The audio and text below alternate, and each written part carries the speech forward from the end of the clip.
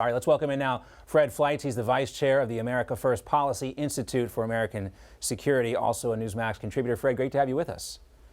Hey, John, good to be here. So you heard James talking about that, and of course, I'm sure you've been following this. And here is what Anthony Blinken said to Russia, his warning, trying to get them to stop this. Here he is.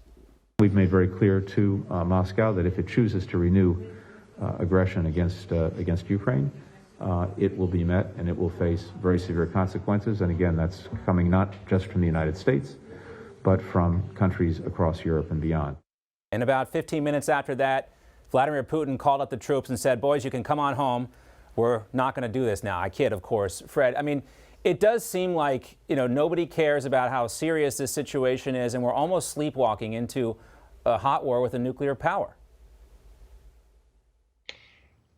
Well, John, it looks like an invasion is coming. Russia's moving troops from the Far East. They've sent troops into Belarus, which would allow a direct invasion to try to take the Ukrainian capital, Kiev. There's logistics and supply efforts underway. The Russian embassy in Kiev is being emptied out.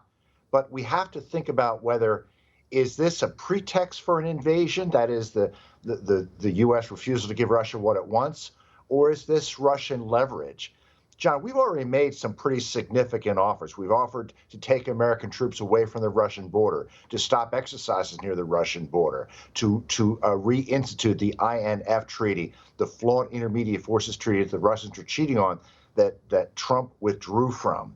So we have to question, is this really a possible invasion, or is Putin pushing to get the maximum amount of concessions? We just don't know yet.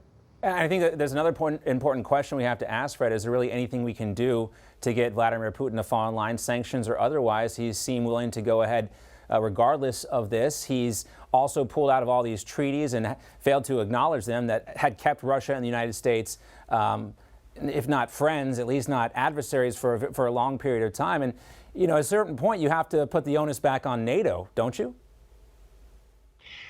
I think the public badgering and condemning of Putin is probably counterproductive. I don't think we're going to sanction Putin into good behavior. We heard the same thing in 2014 from the Obama-Biden administration before Putin invaded Ukraine. He ignored the threat of sanctions. I think if he's thinking of going in, these sanction threats will have no effect. If we're going to pressure Putin, it should be behind closed doors. I agree with you, we should work with NATO, but we should not be relying on consensus, John. Right. The U.S. needs to act alone sometimes. Some of the approaches to Putin are being vetoed by our European allies because Biden wants to go by consensus. And that's, again, we see a stark contrast in how to deal with Vladimir Putin. You saw President Trump, essentially kind of glad hand Vladimir Putin in public, but hold NATO accountable in a way that, they actually will listen to the United States. We have some leverage over them. We don't seem to have any leverage, over Russia. We have, I know we need consensus, but we're not leading on this issue either, Fred.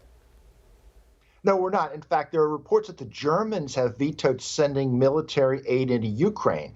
Now, I don't think Biden wants to do that, but it wouldn't surprise me that the Germans are doing that. Right. This is a moment for decisive American leadership, and we're just not seeing it. Yeah, the Germans are way too concerned about the supposed advantages of having this Russian energy flow into their country, right? They don't want to muck up the Nord Stream 2 pipeline.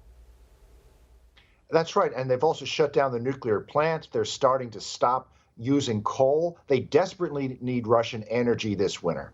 Yeah, and they are exactly in the position where Vladimir Putin would want them. So, Fred, this is a tough question. You get accused of being a Russian apologist or a Putin apologist for even suggesting this. But, what is, the level of sacrifice we're willing to put on the table here to prevent Vladimir Putin from doing this? He's not going to respond to the sanctions. Some people say we need to be more, forceful with our military approach here, but that sets up a very dangerous situation with a nuclear power.